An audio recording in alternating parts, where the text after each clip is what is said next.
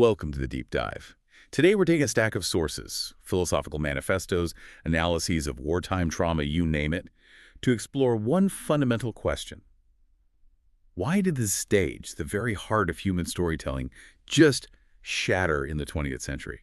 Our mission is to take a deep dive into the theatrical isms that really birthed modern trauma. We're going to trace them right back to global conflict, to these profound intellectual shockwaves, and this deep systemic uncertainty about what reality even was anymore. It's a really powerful narrative because if you look at the stage in, say, 1900, drama was just dominated by realism. You saw comfortable living rooms, linear plots, characters whose motivations were logical, clear. But you fast forward 50 years, and that entire foundation is gone. Suddenly we have characters waiting for God, people speaking in non sequiturs, theater that looks more like a circus than a play. And we want to show you exactly how the world moved from that, comfortable familiarity into these highly experimental forms. Forms that question meaning, reality, and the human role in a world that felt incredibly unstable. Exactly. And that's the key. These radical changes were driven less by abstract artistic trends and more by these huge, seismic shifts in how we understood ourselves. Science, philosophy, politics, they all played a part. So we're going to connect the early revolts. We are. Symbolism, expressionism, dadaism. We'll link them to the big ones that still define theater today, like absurdism and epic theater. To understand modern theater, you really have to understand the century of shock that created it. Okay, let's unpack this journey. And we're not starting in the trenches, but in the lecture halls and the philosophical studies. We have to begin with the intellectual root cause, the three titans who just shattered traditional certainty. That's right. Before the physical landscape was devastated by war, the conceptual landscape was already in ruins. The philosophical assault was led, of course, by Friedrich Nietzsche and his famous claim, God is dead. It wasn't meant as some kind of joyful declaration. It was a stark observation. Society had lost its shared faith. It was a loss of its organizing principles. Yes, exactly. A fundamental collective loss of cosmic structure. And what's so often misunderstood is that Nietzsche wasn't a nihilist. He didn't say, oh, nothing matters. He said the void is terrifying, but individuals must bravely embrace life and create their own meaning to fill that space. And that idea becomes so critical later on. Oh, absolutely. When we get to existentialism. And while Nietzsche was assaulting morality, you had Charles Darwin assaulting the very physical foundation of humanity, his theory of evolution. I mean, it fundamentally challenged the biblical creation narrative. It changed everything. It changed our whole understanding of life. Suddenly, we weren't these divine, special creations operating by God's will. We were just products of a brutal, random, and often indifferent natural process. Human exceptionalism was shattered. So, okay, we've lost our divine purpose and our unique biological status. But perhaps the most immediate and profound shock to the playwright came from Sigmund Freud. Right. If Darwin challenged where we came from, Freud challenged who we were on the inside. It's the conscious. The founding of psychoanalysis, the id, the ego, the superego, it suddenly meant that human motivation wasn't purely rational or surface level. The character on stage wasn't just acting out of clear desire. They were being dictated by these deep, often unsettling, unconscious drives. Which is a nightmare for a playwright committed to realism. How do you stage that? Exactly. And Freud also saw religion as an illusion, a kind of collective neurosis, which only added to that loss of overarching structure. Playwrights now had to stage a psychological battleground. They couldn't just present external reality anymore. They had to try to depict this swirling, contradictory internal world. And if all that wasn't enough, just briefly, let's mention the scientific dismantling of the physical world, Albert Einstein's theory of relativity. It completely transformed our ideas of time, space, mass, energy. It made everything relative. It told us that everything we thought was fixed time, measurement, structure wasn't. And this uncertainty in physics, coupled with discoveries in nuclear science, it became this terrifying precursor to global threats. The very fabric of reality was now unstable. You can just see how the stage had to change.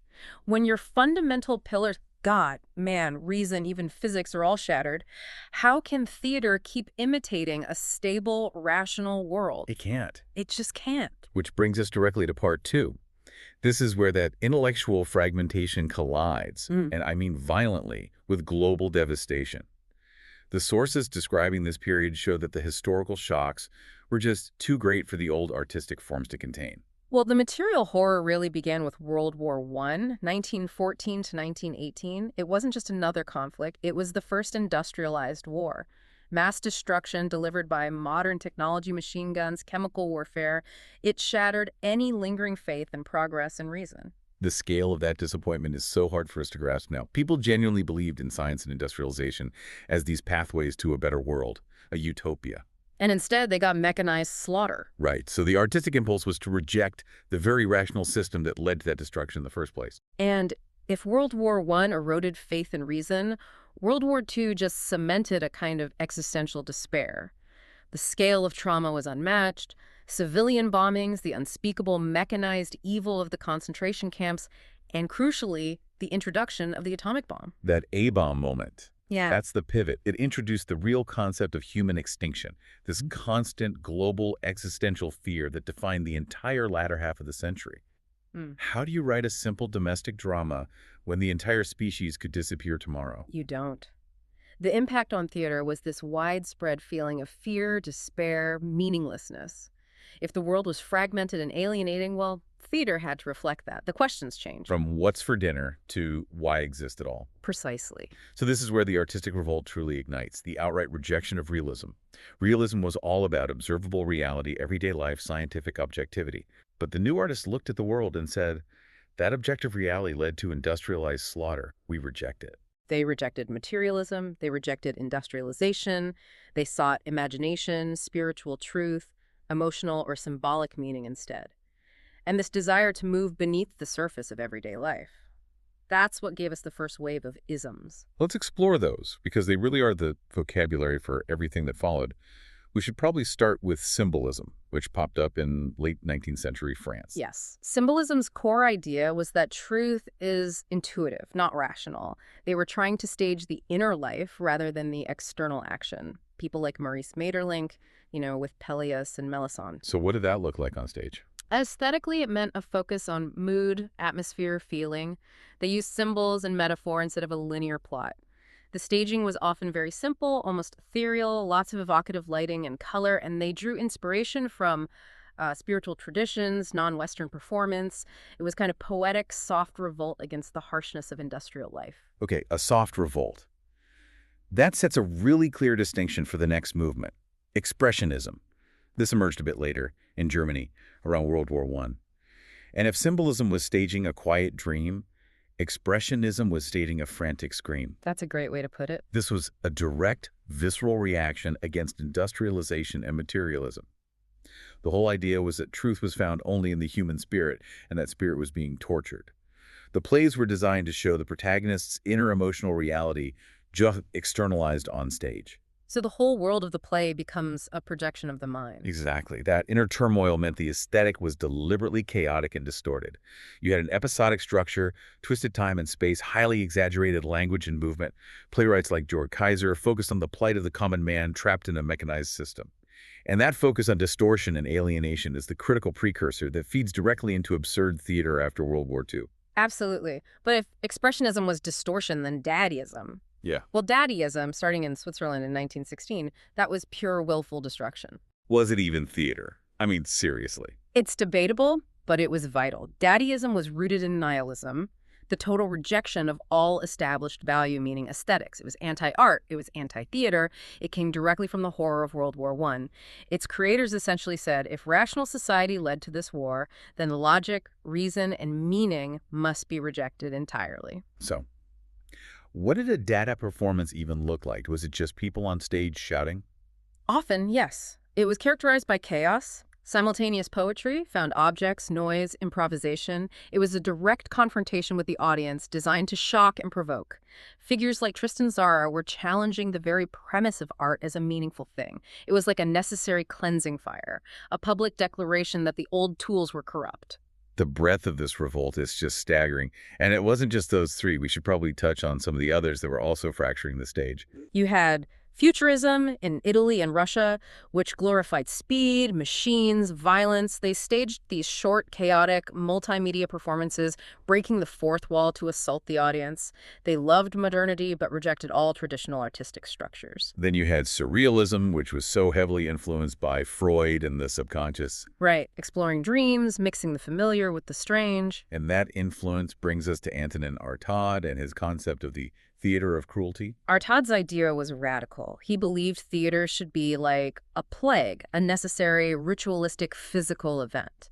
It was meant to assault the audience's senses with nonverbal performance to shock them out of their complacency.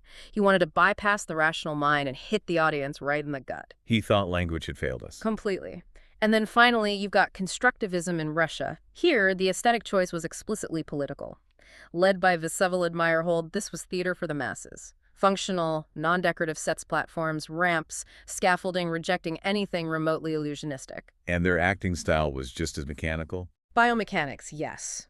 A system where specific physical movements were drilled into the actor, believed to produce specific reproducible emotions.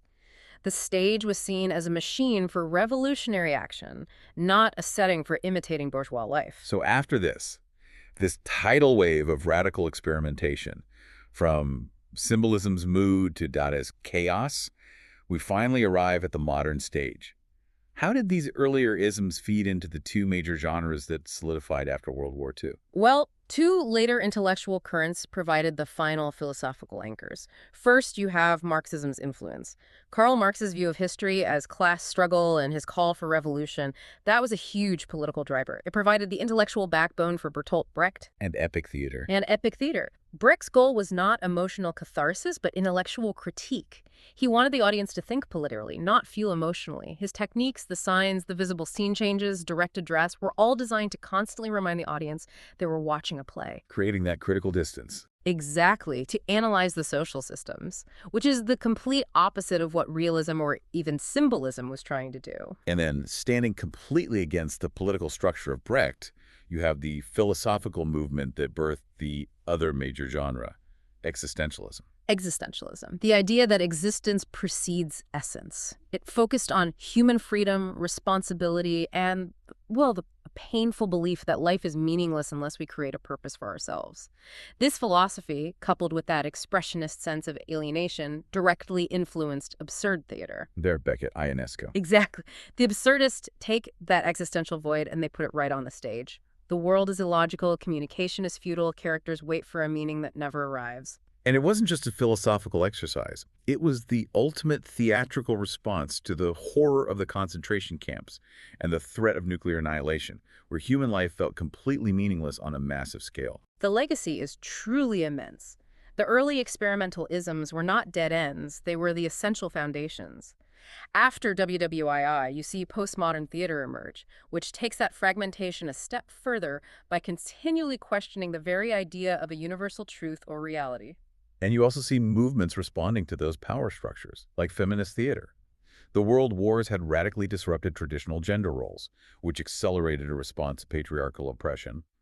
Playwrights like Carol Churchill used the tools of experimental theater to explore female-centered perspectives and challenge social norms. So for you, the listener, what this all really means is that every radical innovation you see on stage today, immersive theater, physical theater, non-linear narratives, it has its roots in the symbolist quest for mood, the expressionist need for distortion, and the daddiest love of chaos. They gave future artists the vocabulary to talk about a world that no longer made sense. So to sum it all up, the intellectual shocks from Nietzsche and Freud, combined with the material horror of the world wars, created a stage that just could no longer tolerate simple reality. Theater became this necessary space to process internal truth and fragmentation. Art had to move beyond mere imitation because the reality it was imitating was either too terrible or too fragmented to be trusted. You're a perfect summary. But I do want to leave you with one final provocative thought that builds on all this. Especially when you consider the sheer nihilism of daddyism, its absolute rejection of all established values and logic. Daddyism wasn't just anti-theater, it was anti-art. The 20th century taught us that chaos is a necessary engine. So considering Dada's fundamental challenge, how fundamentally did the 20th century change our definition of what art even is? And is that chaos, that anti-structure, still the primary force driving artistic innovation today? That's a huge question to chew on. Go explore Brecht's theories or read Maeterlinck's stage directions. You'll never look at a conventional stage the same way again. Thank you for diving deep with us.